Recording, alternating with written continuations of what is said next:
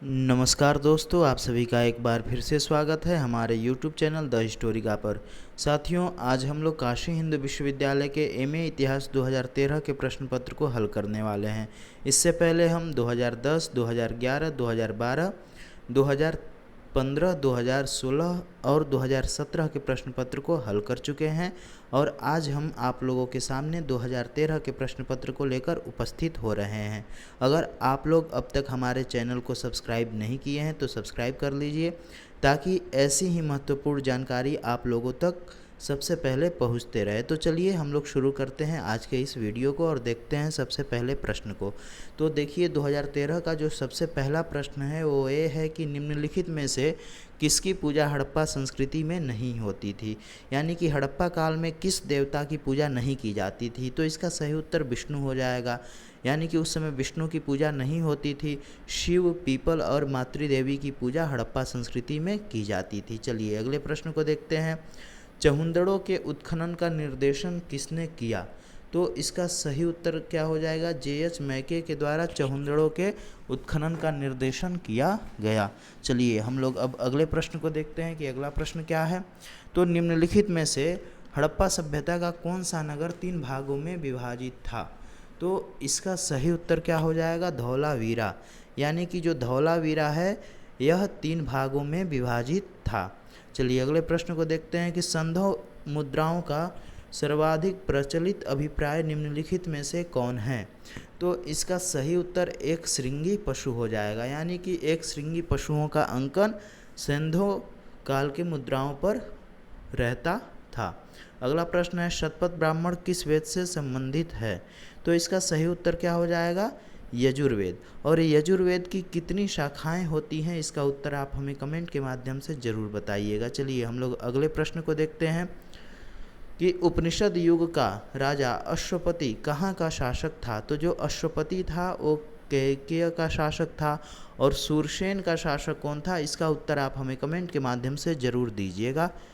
अगले प्रश्न को देखते हैं। निरालंबा सरस्वती, यानी कि निरालंबा सरस्वती किस कवि की मृत्यु पर कहा गया है? तो इसका सही उत्तर भोज परमार है। एक और कथन है कि अद्य धारा निराधारा निरालंबा सरस्वती, ये जो पंक्ति है ये भोज परमार के लिए ही कही गई है। अगला प्रश्न है निम्नलिखित में से किसने आर्कटिक प्रदेश में को आर्य भाषा भाषियों के मूल स्थान होने के सिद्धांत का प्रतिपादन किया है? तो इसका सही उत्तर बाल गंगाधर तिलक हो जाएगा, यानी कि बीजी तिलक के द्वारा आर्यों को आर्कटिक क्षेत्र का निवासी माना गया है। अगला प्रश्न है 10 राजाओं के युद्ध में भरतों का पुरोहित कौन था? तो 10 राजाओं के युद्ध में जो भरतों का पुरोहित था वो वशिष्ठ थे, यानी कि जो वशिष्ठ ऋषि थे ये दशराज्य युद्ध में भरतों के पुरोहित के रूप में प्रसिद्ध थे। अगला प्रश्न है बोधि प्राप्त करने के पूर्व ज्ञान की खोज में सिद्धार्थ गौतम निम्नलिखित आचार्यों में से किसके पास गए? यानी कि ज्ञान की प्राप्ति से पूर्व गौतम बुद्ध ने किससे शिक्षा प्राप्त की? तो इसका सही उत्तर अलार कलाम और रुद्र कराम बुद्ध हो जाएगा। और अलार कलाम से गौतम बुद्ध ने किस चीज़ की शिक्षा प्राप्त की थी उसका उत्तर आप हमें कमेंट के माध्यम से ज़रूर दीजिएगा। चलिए हम लोग अगले प्रश्न को देखते हैं। निम्नलिखित में से कौन उपनिषद गद्य में लिखा गया है? तो इसका सही उत्तर ईशावास्योपनिषद हो जाएगा। और जो ये ईशावास्योपनिषद है ये किस वेद से संबंध रखता है? इसका उत्तर आप हमें कमेंट के माध्यम से ज़रूर दीजिएगा। चलिए हम लोग अगले प्रश्न को देख लेते हैं। 23वें जैन तीर्थंकर किससे संबंधित है? तो इसका सही उत्तर हो जाएगा वाराणसी से, यानी कि जो पार्श्वनाथ हैं इनका संबंध, यानी कि ये जो पार्श्वनाथ थे इनका संबंध वाराणसी से था और ये जैन धर्म के 23वें तीर्थंकर के रूप में विख्यात थे। अगला प्रश्न क्या है? महासंघिक संप्रदाय का उदय कहाँ हुआ था? यानी कि बौद्ध धर्म के अंतर्गत महासंघिक संप्रदाय का उदय कहाँ हुआ था? तो इसका सही उत्तर वैशाली हो जाएगा। क्या सही उत्तर होगा? वैशाली में महासंघिक संप्रदाय का उदय हुआ था।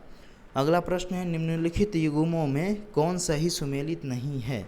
तो यहाँ पे कुछ प्रमुख राजवंशों के नाम दिए गए हैं जो कि एक विशेष क्षेत्र पे शासन करते थे महाजनपद काल में। तो उन्हीं में से ये बताना है कि कौन सा सही सुमेलित नहीं है। तो जो शाक्य हैं ये कपिलवस्तु में थे और गौतम बुद्ध इसी शाक्य से संबंध रखते थे।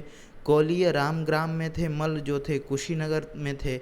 और इसका सही उत्तर कलाम हो जाएगा, यानी कि जो कलाम है ये संबंधित या सुमेलित नहीं है। जो कलाम थे एक किससे संबंध रखते थे, इसका उत्तर आप हमें कमेंट के माध्यम से जरूर दीजिएगा। चलिए अगले प्रश्न को देखते हैं। निम्नलिखित में से किस अभिलेख में अशोक ने अपनी प्रसिद्ध घोषणा की, सभी मनुष्य मेरी संतान है? तो इसका सही उत्तर पृथक कलिंग शिलालेख हो जाएगा।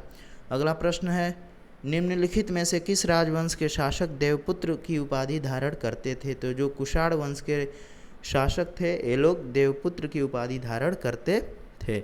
अगला प्रश्न है, निम्नलिखित में से किस राजवंश के शासक सीरिया जैसे पश्चिम में दूर के देशों के साथ राजनयिक संबंध रखते थे? तो इसका सही उत्तर क्या हो जाएगा?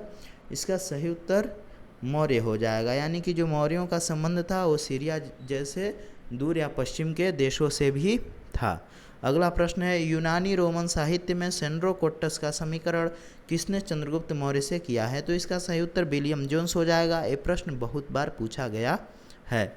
अगला प्रश्न है, बराबर पर्वत के क्षेत्र में अशोक के दानों से लाभान्वित होने वाले कौन थे? तो इसका सही उत्तर आजीवक हो जाएगा, यानी कि बराबर पर्वत क्षेत्र में आजीविकों को रहने के लिए अशोक के द्वारा कुछ गुफाओं का निर्माण कराया गया था।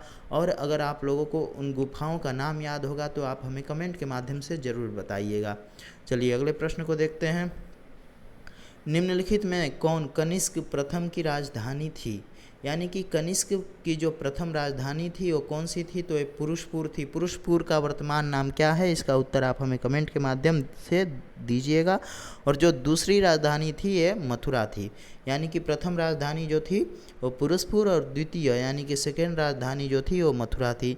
अगला प्रश्न है, निम्नलिखित में से कौन सा युग्म सुमेलित नहीं है? तो इसका सही उत्तर राजशेखर हो जाएगा, यानी कि रत्नावली के जो लेखक हैं वो हर्ष हैं। नागानंद, रत्नावली और प्रियदर्शिका, इन तीनों पुस्तकों के लेखक हर्ष हैं।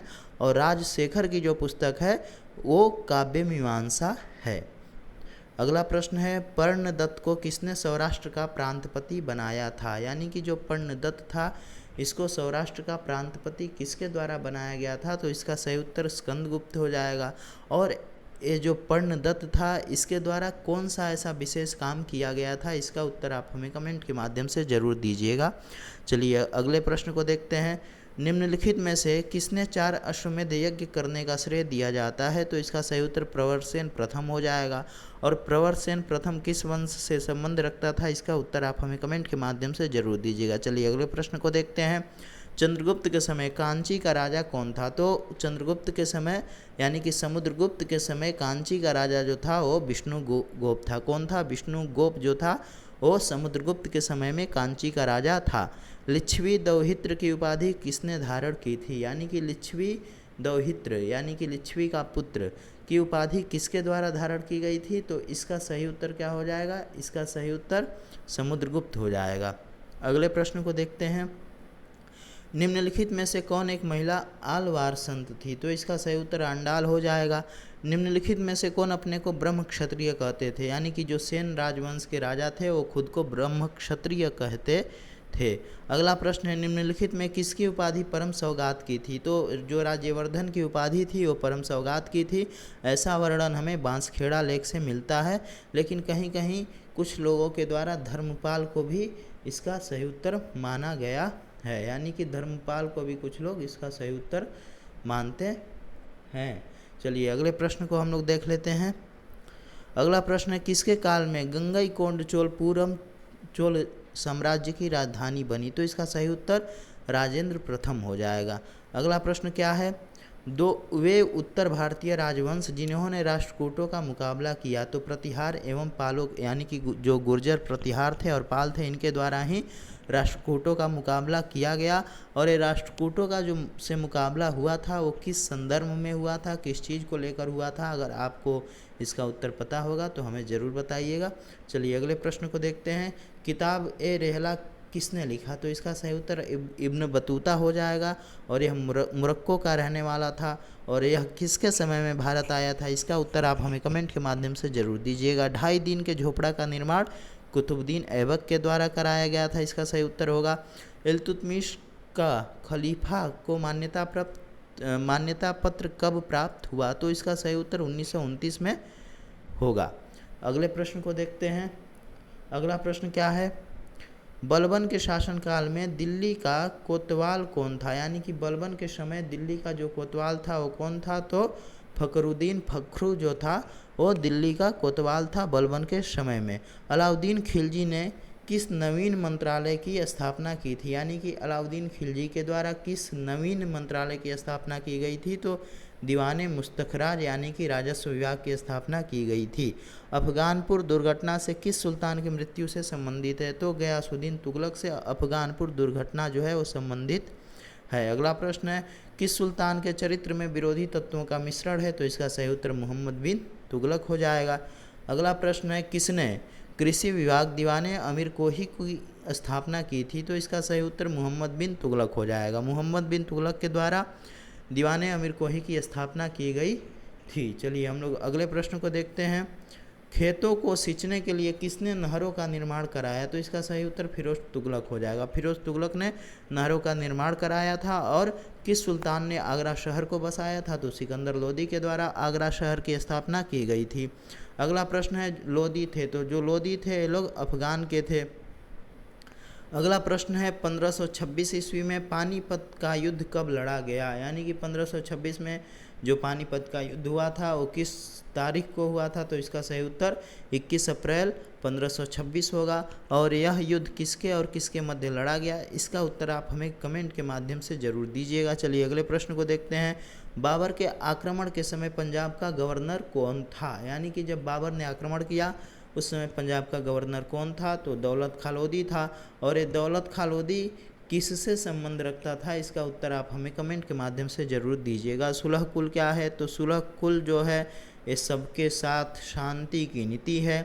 किसने विक्रमादित्य की उपाधि धारण की थी, तो इसका सही उत्तर हेमू हो जाएगा। हेमू ने विक्रमादित्य की उपाधि धारण की थी और वह भारतीय इतिहास का 14वां उपाधि था विक्रमादित्य का, यानी कि इससे पहले कुल 14 लोग विक्रमादित्य की उपाधि धारण कर चुके थे। चलिए अगले प्रश्न को देखते हैं। शेर शाह को कहाँ दफनाया गया, तो शेर शाह को सासाराम में दफनाया गया था। मजहर क्या है, तो मजहर अध्यादेश है। अगला प्रश्न है कि मजहर कब लागू किया गया था, यानी कि मजहर जो था इसको कब जारी किया गया था अकबर के द्वारा, तो 1579 में। जहांगीर कहाँ दफनाया गया था, तो लाहौर में दफनाया गया था। लाहौर में शाहदरा करके एक जगह है, वहाँ पर इसका कब्र स्थित है।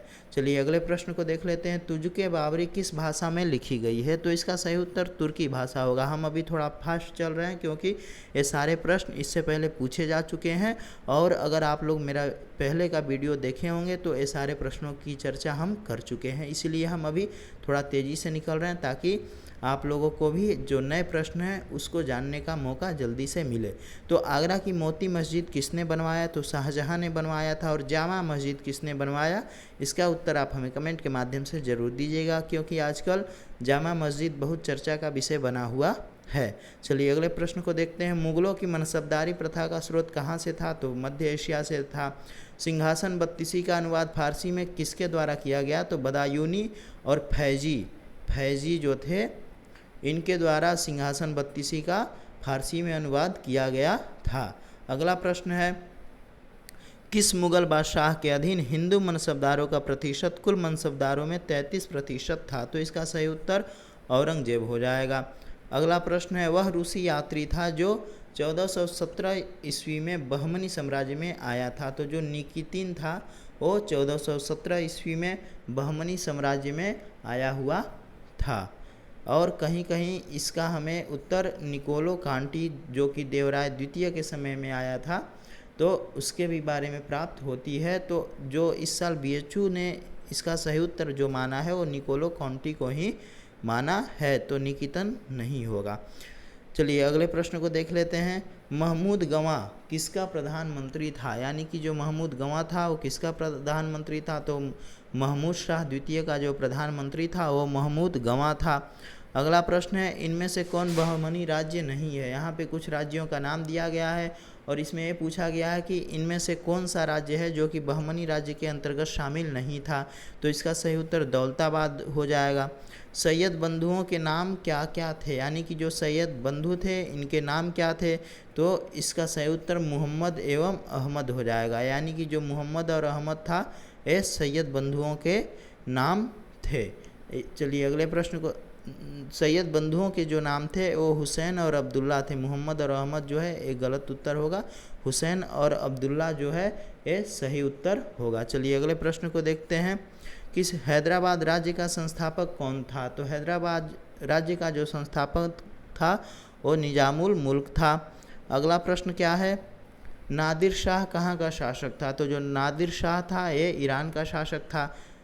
अगला प्रश्न है, जब पानीपत का तृतीय युद्ध हुआ उस समय पेशवा कौन था। तो पानीपत के तृतीय युद्ध के समय जो पेशवा थे वो बालाजी बाजीराव थे, यानी कि पानीपत के तृतीय युद्ध के समय जो पेशवा थे वो बालाजी बाजीराव थे। अगला प्रश्न है, ईस्ट इंडिया कंपनी को बंगाल में 24 परगना की जमींदारी का अधिकार किस युद्ध के पश्चात मिला। तो इसका सही उत्तर क्या हो जाएगा, प्लासी का युद्ध, यानी कि प्लासी की युद्ध कब हुई थी। इसका उत्तर आप हमें कमेंट के माध्यम से ज़रूर दीजिएगा। और प्लासी के युद्ध के बाद से जो बंगाल का एक ज़िला है 24 परगना, उसकी ज़मींदारी जो थी वो ईस्ट इंडिया कंपनी को दे दी गई थी। अगला प्रश्न है, 5 वर्ष के लिए भूमि बंदोबस्ती बंगाल के किस गवर्नर के द्वारा लागू किया गया था। तो इसका सही उत्तर वारेन हेस्टिंग्स हो जाएगा, यानी कि इसका सही उत्तर क्या होगा, वारेन हेस्टिंग्स होगा। लेकिन कहीं कहीं क्या है कि लॉर्ड कॉर्नवालिस को भी लोग मानते हैं, लेकिन यहाँ पर इसका जो सही उत्तर माना गया है ये वारेन हेस्टिंग्स को माना गया है।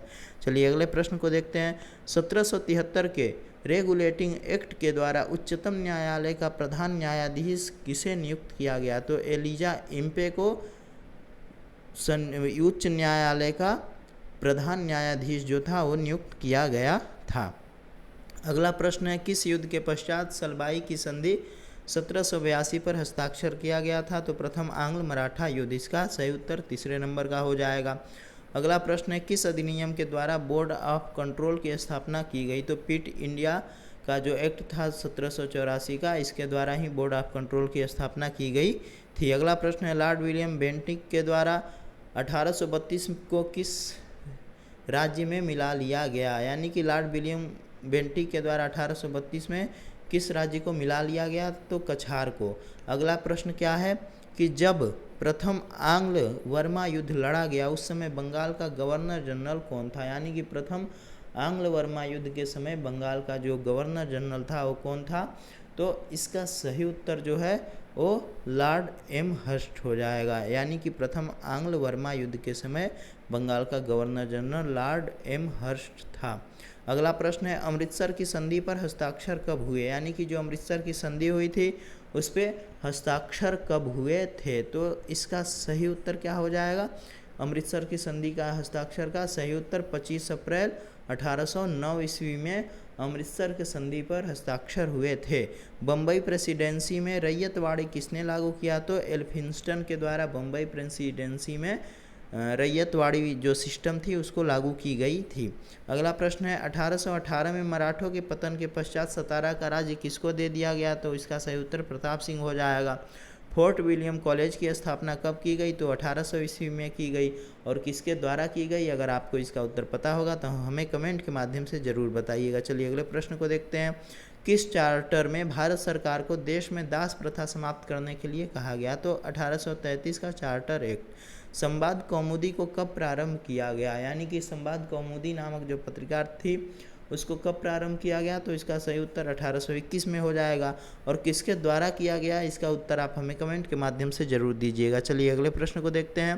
पूना पैक्ट के अंतर्गत प्रांतीय विधानमंडलों में कितने सीट दलित वर्गों के लिए आरक्षित की गई थी। तो इसका सही उत्तर 145 हो जाएगा। क्या सही उत्तर होगा, 145। अगला प्रश्न क्या है, किस अधिनियम के द्वारा प्रांतों में द्वैध शासन को लागू कर दिया गया, यानी कि प्रांतों में जो द्वैध शासन लागू किया गया था वो किस अधिनियम के तहत किया गया था। तो इसका सही उत्तर भारत सरकार अधिनियम 1919 के द्वारा प्रांतों में द्वैध शासन लागू कर दिया गया था। अगला प्रश्न है कि 1856 में अवध का ब्रिटिश रेजिडेंट कौन था। तो कर्नल उटरमम जो थे वो अवध के ब्रिटिश रेजिडेंट थे 1856 में। अगला प्रश्न है कि भारत में विद्रोह के कारणों पर निबंध किसने लिखा था, यानी कि an essay on the cases of the Indian revolt, इसके लेखक कौन है? तो सैयद अहमद खान जो हैं ये इसके लेखक हैं। अगला प्रश्न है कि 1857 के विद्रोह के पश्चात भारतीय सेना में यूरोपीय और भारतीय सैनिकों के क्या अनुपात निश्चित किए गए? तो इसका सही उत्तर 1:2 हो जाएगा। अगला प्रश्न क्या है कि यंग हस्बैंड मिशन किससे संबंधित था? तो यह तिब्बत से संबंधित था। अगला प्रश्न है शिकागो में पार्लियामेंट ऑफ रिलीजन्स में किस भारतीय ने व्याख्या दिया? तो यानी कि जो धर्म की सांसद हुई थी उसमें किस भारतीय ने शिकागो में व्याख्या दिया था? तो इसका सही उत्तर विवेकानंद हो जाएगा। वी.डी. सावरकर ने अभिनव भारत क्रांतिकारियों के गुप्त संगठन की स्थापना कब की? तो इसका सही उत्तर 1904 ईस्वी हो जाएगा। चलिए अगले प्रश्न को देखते हैं कि अगला प्रश्न क्या है। तो जो अगला प्रश्न है वो ये है कि गदर का पहला अंक किस भाषा में प्रकाशित हुआ? तो इसका सही उत्तर उर्दू हो जाएगा, यानी कि जो गदर नामक अखबार था उसका जो पहला अंक था वो किस भाषा में सबसे पहले प्रकाशित हुआ था? तो उर्दू में। अगला प्रश्न क्या है, गांधी जी दक्षिण अफ्रीका से भारत कब लौटे? तो ये जनवरी 1915 में दक्षिण अफ्रीका से भारत लौटे थे। अगला प्रश्न क्या है, अगला प्रश्न ये है कि दिसंबर 1920 में भारतीय राष्ट्रीय कांग्रेस का वार्षिक अधिवेशन कहाँ हुआ था? तो इसका सही उत्तर नागपुर हो जाएगा। नागपुर में 1920 में भारतीय राष्ट्रीय कांग्रेस का वार्षिक अधिवेशन हुआ था। अगला प्रश्न है हिंदुस्तान रिपब्लिकन एसोसिएशन का गठन कब और कहाँ हुआ था? तो इसका सही उत्तर अक्टूबर 1924 में हिंदुस्तान रिपब्लिकन एसोसिएशन का गठन किया गया था। और कहाँ किया गया था इसका उत्तर आप हमें कमेंट के माध्यम से ज़रूर दीजिएगा। चलिए अगले प्रश्न को देखते हैं। साइमन आयोग कब भारत आया? यानी कि जो साइमन कमीशन था या साइमन आयोग था ये कब भारत आया? तो इसका सही उत्तर क्या हो जाएगा? जनवरी 1928 ईस्वी में। चलिए अगले प्रश्न को देखते हैं। मार्च 1931 में भारतीय राष्ट्रीय कांग्रेस का अधिवेशन कहाँ हुआ था? यानी कि 1931 का जो भारतीय राष्ट्रीय कांग्रेस का अधिवेशन था वो कहाँ पर हुआ था? तो इसका सही उत्तर कराची में हुआ था। अगला प्रश्न है प्रथम व्यक्तिगत सत्याग्रही कौन था तथा उसने उसे कब प्रारंभ किया? तो विनोबा भावे प्रथम सत्याग्रही व्यक्ति थे और ये 17 अक्टूबर 1940 को इसको प्रारंभ किए थे। अगले प्रश्न को देखते हैं। अगला प्रश्न है 6 जुलाई 1944 को गांधी जी को संबोधित करते हुए किसने कहा कि भारतीय स्वतंत्रता का अंतिम युद्ध प्रारंभ हो चुका है? राष्ट्रपिता, हम लोग भारतीय मुक्ति के इस पवित्र युद्ध में आपका आशीर्वाद चाहते हैं। ये कथन किसका है? तो ये कथन जो है सुभाष चंद्र बोस का है। अगला प्रश्न है 1453 में कुस्तुनतुनिया पर किसका अधिकार हो गया? तो तुर्कों का अधिकार 1453 में कुस्तुनतुनिया पर हो गया था। मानववाद का जन्मदाता पेट्रार्क को माना जाता है। हम लोग इस प्रश्न को 2015 में भी हल कर चुके हैं। अगला प्रश्न क्या है कि किस धर्म सुधारक ने the institutes of the Christian religion नामक पुस्तक लिखी थी? तो इसका सही उत्तर जॉन कैल्विन हो जाएगा। क्या सही उत्तर होगा? John Calvin. अगला जो प्रश्न है कि इग्नेशियस लॉयोला तथा जेसुइट संघ ने किस धर्म को पुनर्जीवित किया? यानी कि जो इग्नेशियस लॉयोला था या फिर जो जेसुइट संघ था इसने किस धर्म को पुनः पुनर्जीवित कर दिया था? तो इसका सही उत्तर कैथोलिक धर्म हो जाएगा। यह जो इग्नेशियस लॉयोला द्वारा जो स्थापित जेसुइट संघ था या यीशु संघ था ये कैथोलिक धर्म के पुनरुत्थान के लिए इसको शुरू किया गया था। अगला प्रश्न है 30 वर्षीय युद्ध की मुख्य प्रवृत्ति क्या थी? तो इसकी जो मुख्य प्रवृत्ति थी वो क्या थी कि धार्मिक प्रकृति थी 30 वर्षीय युद्ध की। चलिए अगले प्रश्न को देख लेते हैं कि अगला प्रश्न क्या है। किस शक्ति ने स्पेनिश आर्मेडा को नष्ट किया था? तो इसका सही उत्तर इंग्लैंड हो जाएगा। और स्पेनिश आर्मेडा को किस समय नष्ट किया गया था? अगर आपको इसके बारे में कोई जानकारी होगी तो आप हमें इसका उत्तर कमेंट के माध्यम से ज़रूर दीजिएगा। चलिए अगले प्रश्न को देखते हैं कि इंग्लैंड के इतिहास में ट्यूडर वंश के किस सम्राट के शासनकाल को स्वर्ण युग के रूप में जाना जाता है? तो महारानी एलिजाबेथ, मैं ही राज्य हूँ और मेरे शब्द ही कानून हैं, तो लुई 14वां इसका सही उत्तर हो जाएगा। लुई 14वां। 1688 ईस्वी की गौरवपूर्ण क्रांति के बाद इंग्लैंड की गद्दी पर कौन आसीन हुआ, यानी कि जो इंग्लैंड में 1688 में गौरवपूर्ण क्रांति हुई, उस क्रांति के बाद इंग्लैंड की गद्दी पर किसको बैठाया गया या कौन आसीन हुआ। तो इसका सही उत्तर विलियम ऑरेंज तथा मेरी हो जाएगा। क्या सही उत्तर होगा? विलियम ऑरेंज तथा मेरी। द वेल्थ ऑफ नेशंस पुस्तक के लेखक कौन है? तो इसका सही उत्तर एडम स्मिथ हो जाएगा। Adam Smith the wealth of Nations पुस्तक के लेखक हैं।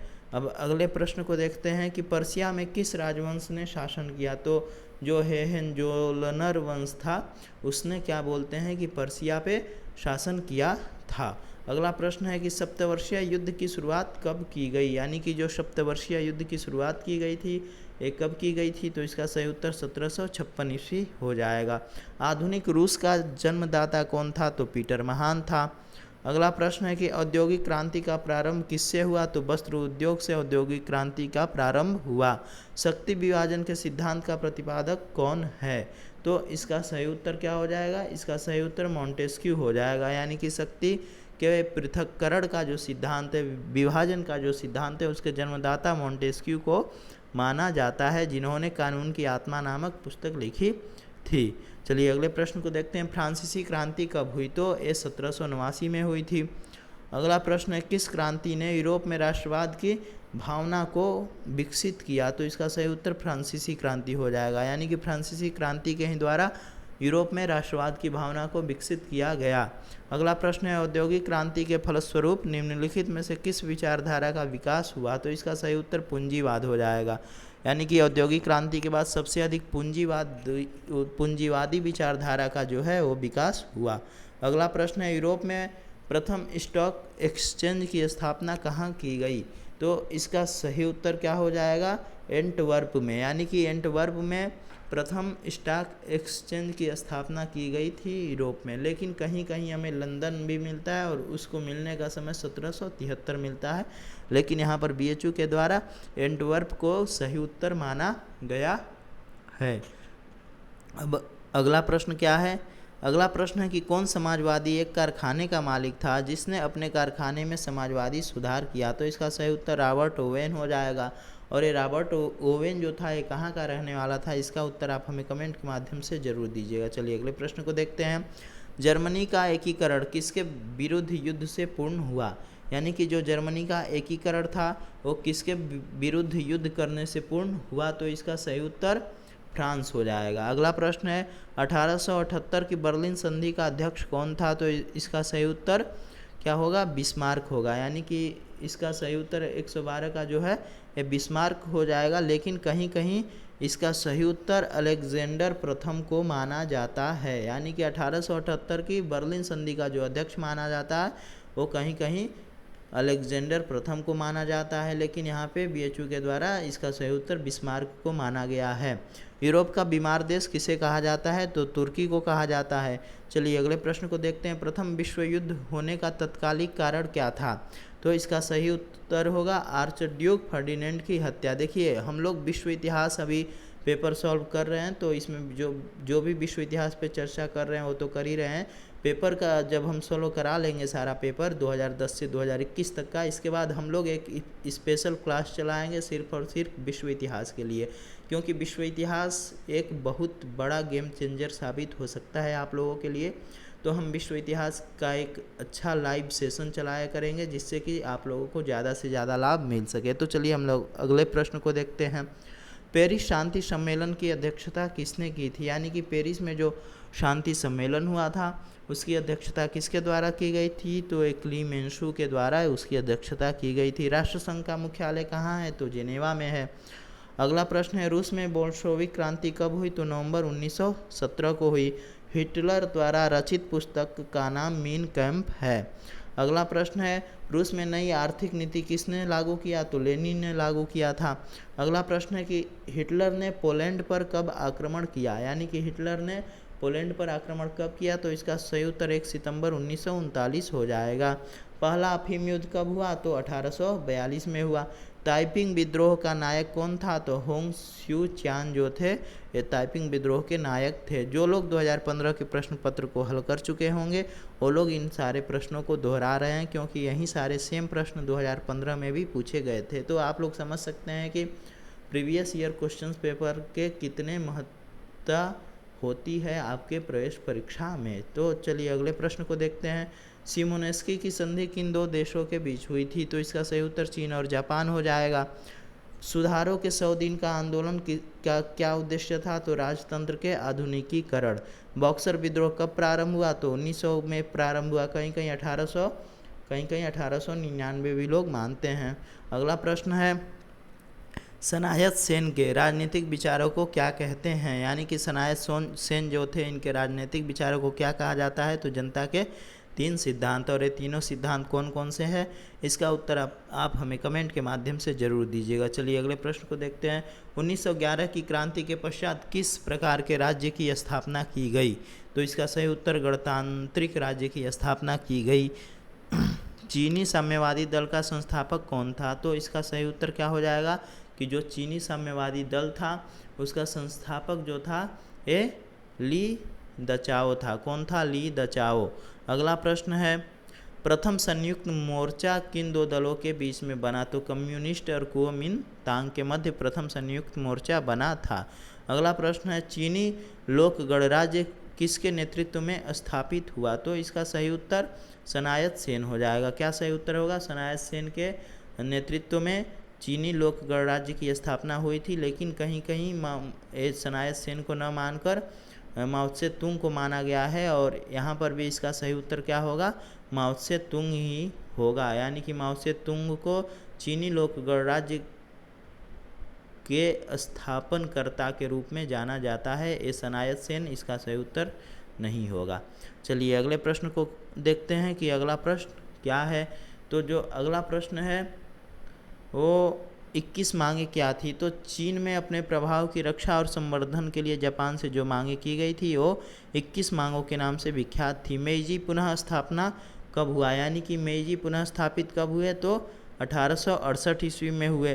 कोमोडोर मैथ्यू सी पेरी 1853 में जापान आया था। किस देश का वरिष्ठ अधिकारी था? तो यह अमेरिकी नौसेना का वरिष्ठ अधिकारी था। अगला प्रश्न है, वाशिंगटन सम्मेलन 1921-22 के निर्णयों के प्रति जापान की प्रतिक्रिया जो थी वो असंतोषजनक थी। अगला प्रश्न है, टोक्यो विश्वविद्यालय किस काल में स्थापित हुआ? तो ये मेइजी काल में स्थापित हुआ था। रूसी जापानी युद्ध 1904-05 के बाद कौन सी संधि हुई? तो पोर्ट्समाउथ की संधि हुई थी।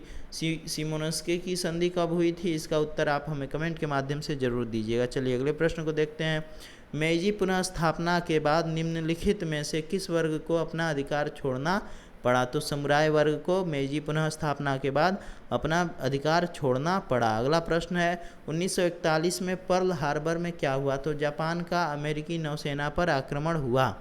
अगला प्रश्न है, अमेरिका ने हिरोशिमा और नागासाकी पर परमाणु बम कब गिराया? तो इसका सही उत्तर अगस्त 6 और 9, 1945 हो जाएगा। जापानी महिलाओं को मताधिकार का जो अधिकार था वो कब प्राप्त हुआ? तो 1945-46 में।